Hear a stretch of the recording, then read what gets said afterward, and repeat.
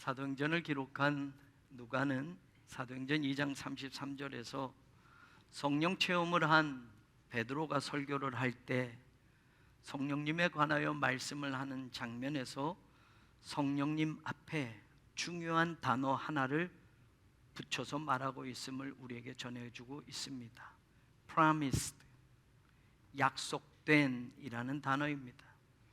그래서 영어 성경에 보면 The Promised Holy Spirit 이라고 되어 있습니다. 약속되어진 성령님이라는 겁니다.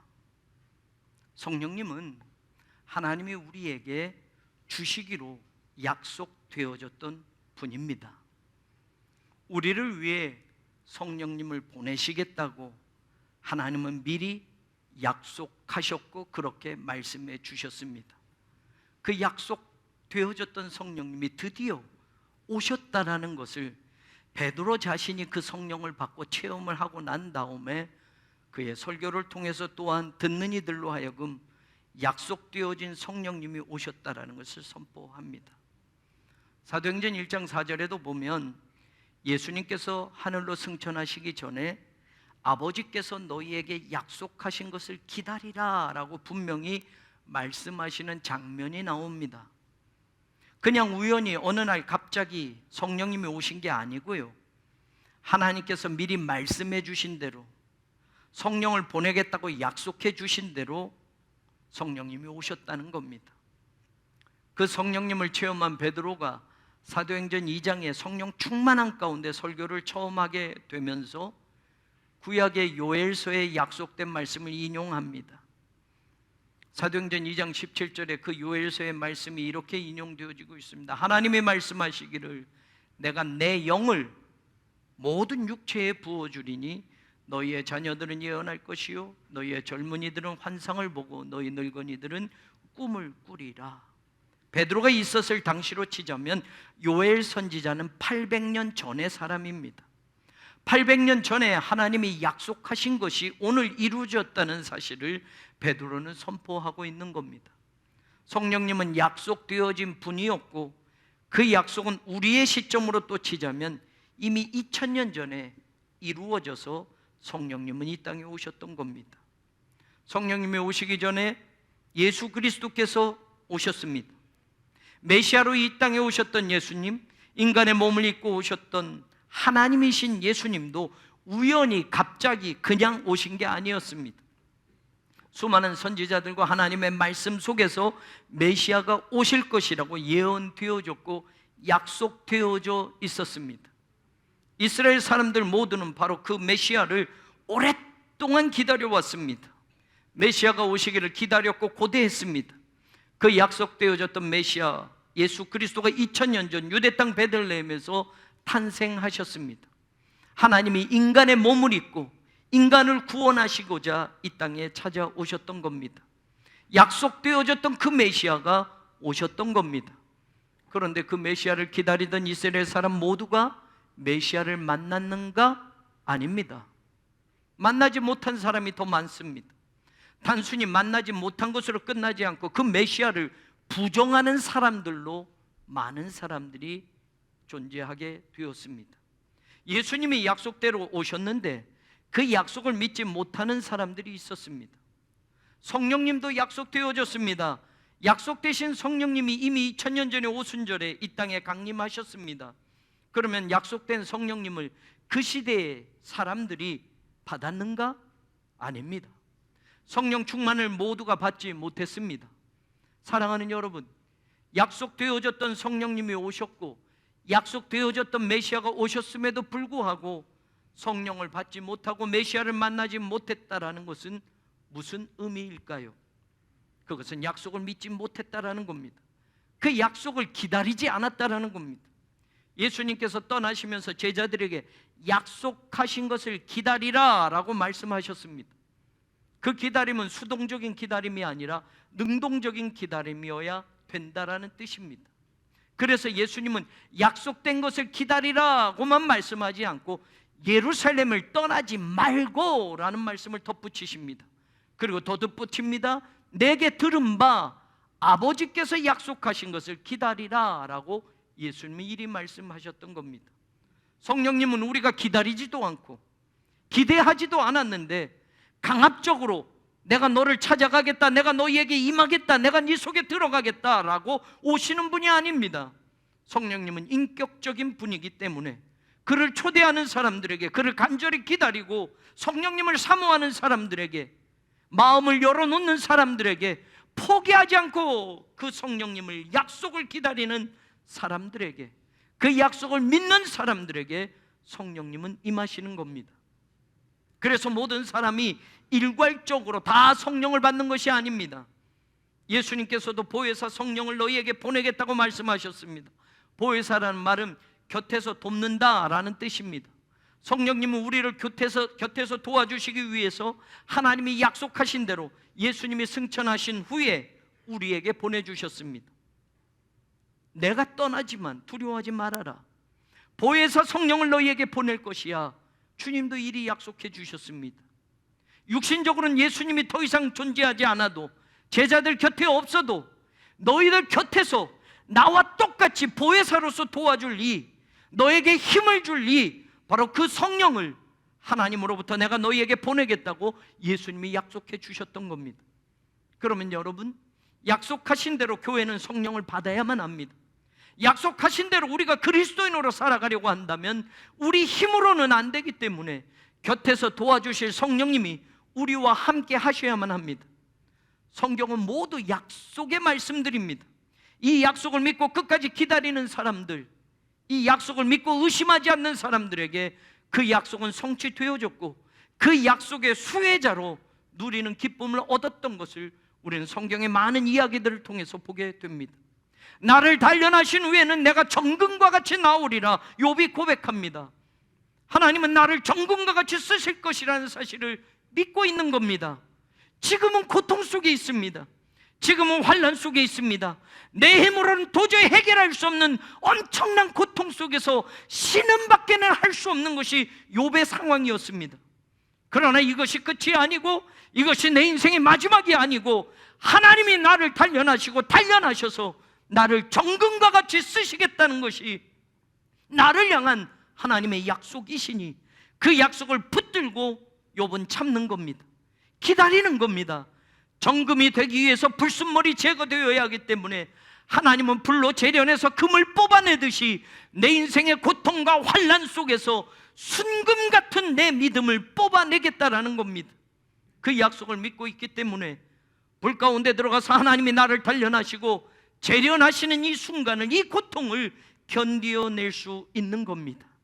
그리고 그 환난과 그 순간, 그 단련이 끝난 후에는 하나님은 나를, 하나님은 우리 교회를, 하나님은 내 인생을 하나님의 영광을 위해서 순금처럼 깨끗하고 정결하고 귀하게 사용하실 것을 기대할 수 있는 겁니다. 이걸 믿으면 단련하시는 오늘을 우리는 견뎌낼 수 있는 겁니다. 내가 정금과 같이 사용되어질 내일을 믿으면 오늘의 단련하는 이 고통과 이 힘든 과정을 참고 견디며 기다릴 수 있는 겁니다. 환난을 당하나 담대하라, 내가 세상을 이기었노라, 주님이 제자들에게 말씀하셨습니다. 나의 제자가 되는 것, 나를 따라오는 것, 그것은 세상에서 대접받는 길을 가는 것이 아니라 좁고 협착하고 아무도 가고 싶어하지 않는 그 길을 가는 것이라는 것을 주님은 말씀하는 겁니다. 나를 사랑하면, 나를 믿으면 세상은 너희를 미워하게 될 것이라고 주님은 말하고 있습니다. 그러나 환난 속에서도 너희가 담대해야 하는 이유가 내가 세상을 이겼기 때문에 너희들도 세상을 이길 것이라고 하는 주님의 약속이 있기 때문에 우리는 그 약속을 믿고 가야만 합니다. 교회는 결국 승리하게 되어 있습니다. 음부의 권세가 절대로 교회를 이기지 못할 것이라고 주님이 우리에게 약속해 주셨기 때문에 그 약속을 붙들고 있는 한 교회는 결국 승리하게 되어 있습니다. 과정에는 환난이 있고 그 가는 길에는 핍박도 있겠지만 그럼에도 담대할 수 있으면 주님이 승리하신 것처럼 교회도 성도도 마지막에는 승리할 수 있다는 약속 때문에 그럴 수 있다라는 겁니다. 교회가 이길 수 있는 건, 환난을 통과하고 담대할 수 있는 건 교회가 물질을 많이 쌓아놓기 때문이 아니고, 교회가 큰 건물을 가졌기 때문도 아니고, 교회 다니는 사람들의 숫자가 늘어나서도 아닙니다.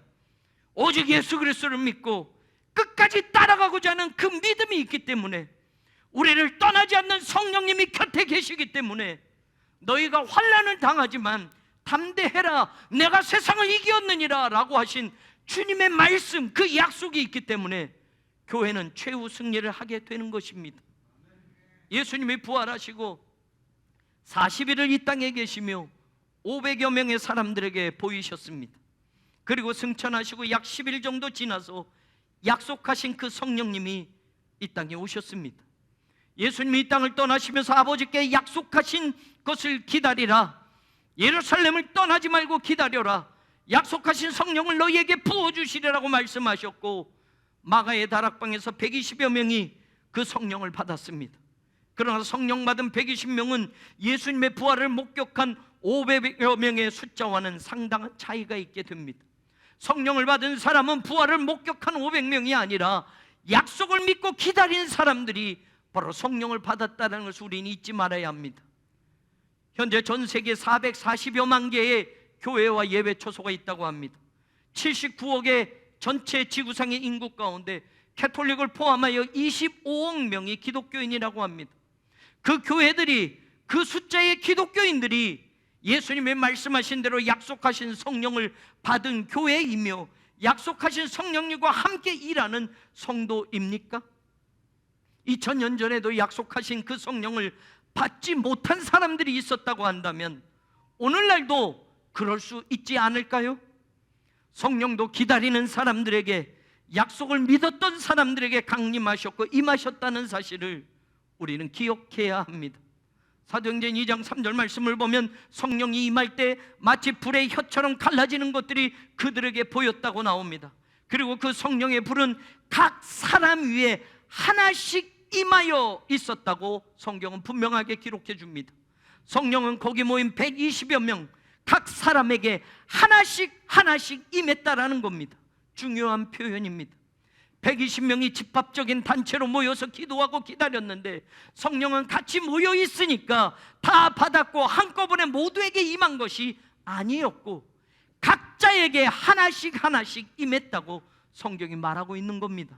다시 말하면 성령님은 하나님과의 개별적인 관계성으로 우리들을 이끌어 주시고 우리들을 만나신다는 사실입니다. 이 말을 다시 뒤집어 말하면 약속하신 성령은 그 약속을 믿고 간절히 기도하고 기대하고 소망하는 개인에게 각자 임하셨다라는 겁니다. 3,000명쯤 모이면, 많이 모였기 때문에 그래 3,000명 모였으니 대단하구나 라고 그렇게 성령님이 임하는 게 아닙니다. 3,000명이 모였어도, 아니 10,000명이 모였어도 각 사람에게 성령이 임하는 것이고, 내 속에 약속을 믿지 못하면 아무리 3,000명 무리 중에 끼어 있어도 내가 예수 그리스도의 약속을 믿지 못하면, 내가 목사 안수를 받은 목사여도, 내가 교회 다닌 지 10년 20년 아니 평생을 교회 다녔어도 그냥 그렇게 있으면 성령을 거저 받는 게 아니라 그 약속을 믿는 사람들에게만 각자 성령이 임한다라는 것을 기억해야 합니다. 그렇기 때문에 성령이 주시는 은사는 다 다릅니다. 그냥 똑같이 한 곳에 있으니 한꺼번에 성령을 받고 은사도 동일하게 통일해서 한꺼번에 퉁 치는 식으로 하나님이 성령을 주시는 것이 아니고 다 다르게 성령의 은사도 각자에게 맞게 주신다고 성경은 말하고 있는 겁니다. 성령님은 개별적으로 우리를 만나주시는 분이라는 것을 사도행전에 나오는 성령의 임재 사건을 통해서 우리는 알게 됩니다.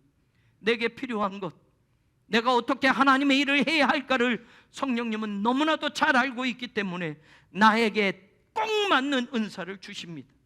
성령님은 우리를 이렇게 만나주십니다. 각자 만나주십니다. 약속을 믿고 있는 사람에게 성령님은 주어지는 겁니다. 성령님을 사모하는 사람들에게 성령님을 초대하고 내 마음을 성령님을 향하여 활짝 열어놓은 사람에게 성령님은 이렇게 임하신다는 걸 믿으시기를 바랍니다. 사랑하는 여러분, 저는 약속되어진 그 성령이 오늘 우리 교회도 임하기를 간절히 소망합니다. 이 말은 다시 말하면 2000년 전이나 지금이나 주님이 오시는 그날까지 우리는 성령의 시대를 살아가는 교회여야 하고 성도가 되어야 한다라는 사실입니다. 삶의 환경은 2000년 전과는 분명히 많이 달라지고 바뀌어졌고 변했습니다. 사람들의 문화, 생활의 수준도 질도 달라졌습니다. 그래도 변하지 않는 건 기독교인이라고 한다면, 교회라고 한다면, 정말 그리스도의 제자라고 한다면 우리는 성령의 시대에 성령과 함께 일하고 성령과 함께 살아가는 교회와 성도가 되어야 한다라는 사실입니다. 오늘도 변함없이 사모하는 그 영혼에게, 그 약속을 의심하지 않고 믿고 기다리는 바로 그 사람에게 성령님은 임하시는 줄로 믿습니다. 사도행전을 보면 성령을 받은 사람들이 누구인지를 알게 됩니다. 1장 4절에 보면 예수님이 승천하시기 전에 약속하신 것을 기다리라 라는 말씀을 붙들고, 예수님이 승천하신 그날부터 예루살렘을 떠나지 않고 마가의 다락방에 모여서 오로지 기도하고 있었던 사람들이 제일 처음 성령을 받게 되었습니다. 우리도 기도하지 않습니까? 그런데 우리들의 기도의 대부분은 무엇을 위해서 기도합니까? 성령 충만 받기를 위해서 여러분들 기도해 본 적이 있으십니까? 오직 성령 충만을 받기 위해서 그 기도가 끊어지지 않고 계속 이어져 가며 그렇게 간절히 기도했던 적이 있으십니까? 모름지기 내 삶의 문제, 내 삶의 걱정, 내 삶에 채워질 물질, 건강, 성공에 대해서 기도하는 것이 사실 우리들의 기도의 내용일 때가 많이 있습니다. 초대교회 처음 성도들은 그 기도의 출발점이 세상의 어떤 것, 나의 무엇이 아니라 오직 성령이었다는 것을 우리는 잊지 말아야 합니다. 약속하신 성령을 기다리면서 그 성령의 임재와 충만을 위해서 그들은 모여서 전심으로 기도하였습니다. 그들은 기도로 성령님을 초대했고, 그들의 기도로 마음을 열었고, 그들은 기도로 성령님의 임재를 간절히 부르짖었습니다. 그들이 기도할 내용이 없어서요? 그들의 인생의 문제는 하나도 없어서요? 그들의 인생의 걱정거리는 없어서요? 그들이 우리처럼 소망하는 무엇이 없어서요? 아니요. 어쩌면 2000년 전에는 더 필요한 것이 많았고, 더 갖고 싶은 것이 많았고, 이 땅에 살면서 하나님 앞에 요구할 것들이 더 많았는지도 모릅니다. 그런데 그것은 차치하고 그들이 먼저 기도했던 것, 그들이 오로지 기도했던 것, 그들이 모여서 날마다 기도했던 것은 주님이 말씀하신 그 말씀을 붙들고 약속하신 성령을 위해서 기도하는 것이 우선이었고 먼저였고 처음이었다라는 사실을 저와 여러분이 잊지 마시기를 바랍니다. 그들은 매일 모였습니다. 한 곳에 같이 모였습니다. 마음을 같이 해서 모였습니다. 성령님을 사모하며 기도했기에 드디어 오순절 날이 이르렀을 때 그들 모두에게 성령이 각 사람에게 하나씩 임하는 것을 경험하게 되었습니다. 그 성령의 체험은 그들의 평생을 이끌어갔고, 그 성령의 체험은 예수 그리스도의 참된 제자로서의 길을 끝까지 가도록 능력과 힘을 주었다라는 것을 우리는 사도행전을 통해서 알게 됩니다. 사랑하는 여러분, 우리의 기도가 성령 충만함을 위한 기도가 먼저 이루어지기를 간절히 소망합니다. 약속하신 성령을 기다리라는 말로 그 기도의 처음의 문을 열었던 초대교회 성도들처럼 우리 교회가 성령을 위한 기도가, 성령 충만함을 위한 기도가 끊어지지 않는 교회가 되기를 주님의 이름으로 간절히 축원합니다. 2장 38절을 보면 베드로가 이르되 너희가 회개하여 각각 예수 그리스도의 이름으로 세례를 받고 죄사함을 받으라, 그리하면 성령의 선물을 받으리니 라고 말합니다. 회개하여 예수 그리스도의 이름으로 세례를 받고 하나님이 우리의 죄를 용서해 주시는 것, 그리고 우리에게 성령을 선물로 주시는 것을 오늘 베드로는 선포하고 있습니다. 성령 받기 위한 첫 번째 행동은 회개여야 합니다. 내 삶에 내 것만 담고 살려고 했던 그 욕심과 죄의 그릇을 비우는 회개가 먼저 있어야만 합니다. 회개로 비운 그 자리에 성령님이 임하십니다. 성령이 우리에게 임하실 것이라는 약속을 믿고 그 말씀을 믿는 사람들은 성령을 기다리며 기름처럼 어노인팅, 부어지는 성령을 받을 바로 그 그릇을 회개로 준비하는 것이라는 걸 저와 여러분 잊지 마시기를 바랍니다. 내 죄를 주님 앞에 고백하고 쏟아놓는 겁니다. 회개는 메타노이아, 돌아서는 겁니다. 다시 그 길로 가는 게 아닙니다. 한번 회개했으면 다시 돌아서서 하나님을 향한 그 길을 걸어가는 것이 회개입니다. 이렇게 회개하는 사람에게 성령이 선물로 주어진다고 베드로는 선포하는 것입니다. 사랑하는 여러분, 교회도 회개할 때 성령을 받는 겁니다. 성도들이 회개할 때 성령 충만함을 입게 되는 겁니다. 성령이 우리 곁에 계시기를 원한다면, 성령이 우리를 떠나지 않는 교회가 되기를 원한다면, 주님 앞에 정결한 성도로 서기 위하여 우리는 날마다 나의 죄를, 우리의 죄를 고백하며 그리스도 앞으로 나아가야만 합니다. 회개하는 성도들에게 성령이 임한다라는 이 명백한 사실을 저와 여러분의 신앙의 여정에서 놓치지 않기를 바랍니다. 회개하는 사람들에게 성령이 선물로 주어진다라는 이 분명한 말씀을 저와 여러분이 꼭 붙들기를 주님의 이름으로 축원합니다. 사도행전 5장 32절을 보면 또 한 가지 성령을 받는 모습을 보여줍니다. 우리는 이 일의 증인이요, 하나님이 자기에게 순종하는 사람들에게 주신 성령도 그러하니라. 여러분, 성령님은 오순절 마가의 다락방에 임하고 난 다음에 끝난 게 아닙니다. 2000년 전에 이 땅에 오셨던 성령님은 지금도 우리와 함께 하시고 성령의 시대를 우리로 하여금 살아가게 하십니다. 주님 오시는 그날까지 성령님은 늘 우리 곁에 계십니다. 우리가 회개할 때, 기도할 때, 그리고 오늘 사도행전 5장 말씀처럼 하나님에게 순종하는 자들에게 하나님은 성령을 주신다고 분명히 성경은 약속합니다.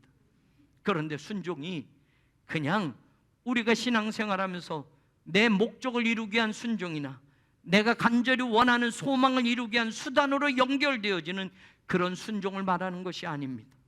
내가 무언가를 이루기 위해서 우리는 그 말씀에 아멘 할 때가 많습니다. 순종하겠다고 결단할 때가 있습니다. 내가 복을 받는다고 하니, 그렇게 살면 복 받는다고 하니 아멘하고 순종하겠다고 합니다. 내가 무엇이 되기 위해서 그 목적을 이루는 수단으로 순종하는 것, 그것이 아니라 하나님이 목적이 되는 그 순종을 말하고 있다는 것을 잊지 말아야 합니다. 사도행전 5장 28절로 뒤로 가서 보면 이르되 우리가 이 이름으로 사람을 가르치지 말라고 언금하였으되 너희가 너희 가르침을 예루살렘에 가득하게 하니라고 유대 제사장들과 종교 지도자들이 예수님의 이름으로 가르치지 말라고 했는데, 초대 기독교인들은 예수님의 이름으로 모든 것을 선포했다라는 겁니다. 유대 종교 지도자들의 괴롭힘이 있을까 두려워서 숨어 있었던 제자들이 아닙니까? 예수님 때문에 자신들이 불이익을 당하고 핍박받을까 봐 무서워서 모두 집안에 숨어서 들어가서 문들을 걸어 잠그고 나오지도 못했던 겁쟁이들이 아니었습니까?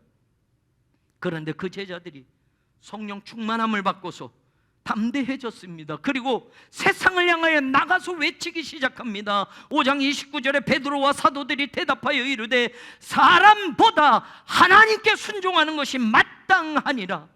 너희가 남의 나라 죽인 예수를 우리 조상의 하나님이 살리시고 이스라엘에게 회개함과 죄사함을 주시고 그를 오른손으로 높이사 임금과 구주로 삼으셨느니라. 우리는 이 일의 증인이요, 하나님이 자기에게 순종하는 사람들에게 주신 성령도 그러하니라. 여러분, 대제사장들과 사두개인들, 바리새인들은 예수 그리스도를 전하는 것을 용납하지 않았습니다. 예수 그리스도가 죽었다가 다시 살아났다는 사실을 백성들에게 가르치거나 전파하게 되면 그들의 힘과 그들의 권력으로 그런 자들을 엄벌에 처하겠다고 지금 위협하는 그 시대 속에 있었습니다. 예수를 전하면 붙들려가고 감옥에 갇히기도 하고 유대 종교 지도자들에게 핍박을 받아야 하는 시대 속에 있었습니다. 그런데 베드로와 사도들이 성령을 받고 그들이 하나님께 순종하기를 원합니다. 그 순종이 뭡니까? 예수 그리스도를 전하지 않고서는 견딜 수가 없는 겁니다. 예수를 전하면 핍박을 받겠지만, 예수를 전하면 불이익을 당하겠지만, 그러나 그들은 그 말을 듣는 게 아니라, 사람 앞에 순종하는 게 아니라 하나님의 말씀에 순종하기를 원했다라는 겁니다. 예수 그리스도를 알리는 겁니다. 예수님의 십자가를 전하는 겁니다. 예수님이 다시 살아나셨다라는 것을 세상에 선포하는 겁니다. 그것을 믿는 모든 사람들은 누구든지 구원받을 수 있다라는 기쁜 소식을 외치지 않고서는 견딜 수 없었던 겁니다. 바로 예수를 예루살렘에 가득하게 전하는 그 순종의 자리를 그들은 목숨 걸고 끝까지 지켜냈던 겁니다. 하나님께 순종하는 자들에게 성령을 주시며 그 성령도 그분의 증인으로 우리와 함께 일을 하신다고 오늘 그들은 담대히 외쳤던 것입니다. 사랑하는 여러분, 성령은 바로 이렇게 순종하는 자들에게 주어진다라는 것을 오늘 성경이 말하고 있습니다. 우리는 우리들의 일에 많은 것들을 연결시켜서 순종이란 것을 경험하지 않았습니까? 내가 잘 된다고 하니까, 내가 복 받는다고 하니까, 내 자녀가 성공할 수 있다고 하니까 하나님의 말씀에 순종하겠습니다 라고 따라가지 않았습니까? 나하고 이득이 되는 것을 챙기기 위해서 그 말씀을 붙들고 순종하겠다고 결심하며 살아오지 않았습니까? 그러나 여러분, 오늘 성령 충만케 하는 성전은 오직 예수 그리스도 그분 하나만을 붙들고 가는 순종이라는 것. 나는 죽습니다. 나는 그 예수 때문에 핍박을 받습니다. 나는 그 예수 때문에 엄벌에 처해지게 됩니다. 베드로와 다른 사도들은 매를 맞고 감옥에 갇히기도 했습니다. 그러나 하나님께 순종하는 것, 복음의 증인으로 살아가겠다고 하는 그 순종을 끝까지 포기하지 않는 겁니다. 교회가 이 길을 끝까지 가는 한 성령님은 교회를 떠나지 않을 줄로 믿습니다. 2000년 교회의 역사 가운데 들여다보면 교회에서 성령이 떠난 일들이 얼마나 많이 있었는지 모릅니다. 건물은 크게 지어놨는데 더 이상 성령님이 거기에 계시지 않는 교회들, 사람은 수도 없이 모여들어오는데 거기에 성령님이 계시지 않는 교회들을 우리는 기독교 역사 가운데 수도 없이 보아왔습니다. 왜 그렇습니까? 교회가 예수 그리스도 말고, 십자가와 부활 말고 교회가 세상 것을 붙잡으려고 할 때, 세상의 권력에 기웃거리게 될 때, 복음이 변질되어지기 시작할 때 성령은 교회를 떠나셨습니다. 그런 목회자들도 성령은 떠나셨습니다. 성령은 성도들도 떠나셨습니다. 사랑하는 여러분, 언제부터 교회 안에서 예수 그리스도의 십자가와 부활은 특별한 절기 때만 듣는 말씀이 된 적이 얼마나 많이 있었습니까? 십자가와 부활은 저 구석에 처박아 놓고 교회 안에서 성공과 축복과 잘되는 비결을 외치는 그 말씀에 사람들이 몰려들고 그 말씀에 아멘하는 그런 교회들로 변해진 때가 언제부터입니까? 초대교회 성도들이 붙들었던 그 복음과 지금 우리들이 붙들고 살아가는 그 복음 사이에는 엄청난 괴리가 있다는 사실을 우리는 부인할 수 없습니다. 초대교회 성도들의 신앙을 보여주는 사도행전을 들여다보면 어디에, 어느 곳에 예수 믿으시오, 십자가 부활을 믿으시오, 그러면 당신들은 성공합니다, 그러면 당신들은 복을 받습니다, 로마 정부 아래서도 여러분의 자녀들이 출세하고 고급 관리가 될 수 있다고 그렇게 외치는 사도행전의 어느 곳, 어디에서 그런 소리를 들을 수 있습니까? 예수 믿으면 여러분 집도 삽니다, 돈도 벌 수 있습니다, 이 세상에서 남들이 부러워하는 부자로 성공하며 살 수 있습니다. 또 그렇게 되었다고 초대교회 성도들의 모습을 소개하는 장면이 사도행전 어디에 나옵니까? 오히려 오직 십자가와 부활의 복음에 순종하던 그 사람들은 가족을 잃어버렸고 재산을 빼앗겼고 당시 공동체에서 축출되어지고 뿔뿔이 흩어지며 타향살이하며 이방 나라로 쫓겨가는 모습들밖에 나오지 않습니다.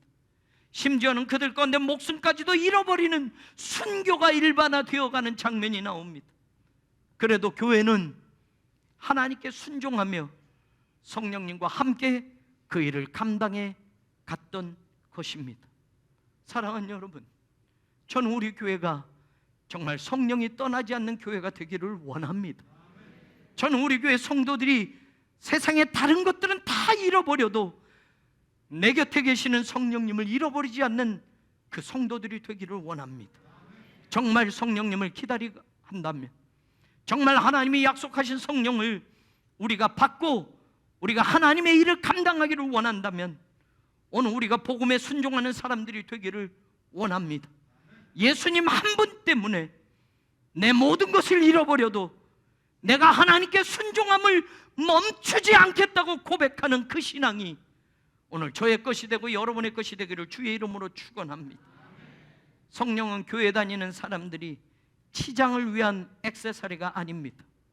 성령은 우리가 환호성 지르면 그 환호성의 성령이 주에서 우리에게 임재하시는 분이 아닙니다.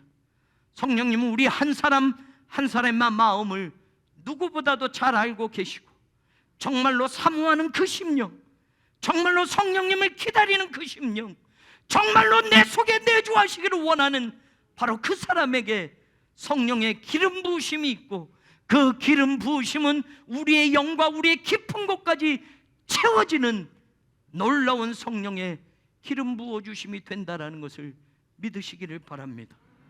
예수 그리스도가 다시 오신다고 하시는 그날까지 교회가 마지막까지 붙잡아야 하고 끝까지 놓지 말아야 하는 것은 건물이 아닙니다. 돈이 아닙니다. 세상의 복이 아닙니다. 출세가 아닙니다. 세상의 성공이 아닙니다. 오직 성령님 밖에는 없습니다. 성령이 떠난 교회는 죽은 겁니다. 큰 건물을 가지고 있고 자랑해도, 많은 사람들이 모인다고 하는 숫자를 자랑해도 성령이 떠난 교회는 죽은 겁니다. 아무것도 할 수 없는 겁니다. 성령이 계신 교회는 초라한 건물 속에 있어도, 초대교회 지하 무덤 카타콤 속에 있었어도, 모이는 숫자가 한 집에 한 방에 겨우 채우는 적은 숫자가 모였어도 성령님이 곁에 계시는 교회는 하나님의 역사를 이루어왔던 것을 우리는 분명히 압니다. 저는 우리 교회가 이런 교회가 되기를 소망합니다. 약속하신 성령이 우리와 함께 하시고, 우리가 하는 모든 일에 하나님의 영광을 위한 그 선교와 사역 위에 우리 곁에서 격려해 주시고 위로해 주시고 도와주시면서 예수 그리스도가 다시 오시는 그날까지 이 땅에 교회가 존재해야 될 이유와 목적을 성령님을 통해서 분명히 보여주시고 그 일을 이루게 하시는 그런 복된 교회, 그런 성도가 되기를 주님의 이름으로 간절히 축원합니다. 약속하신 그 성령이 오늘 우리 교회에, 오늘 여러분의 가정에, 여러분의 삶의 모든 자리에 초대되어져서 성령 충만한 교회와 성도로 21세기 성령 행전을 멋지게 써내려가는 축복의 교회, 성령 충만한 교회, 그런 능력의 영적인 교회가 되기를 우리 주님 예수 그리스도의 이름으로 간절히 축원합니다.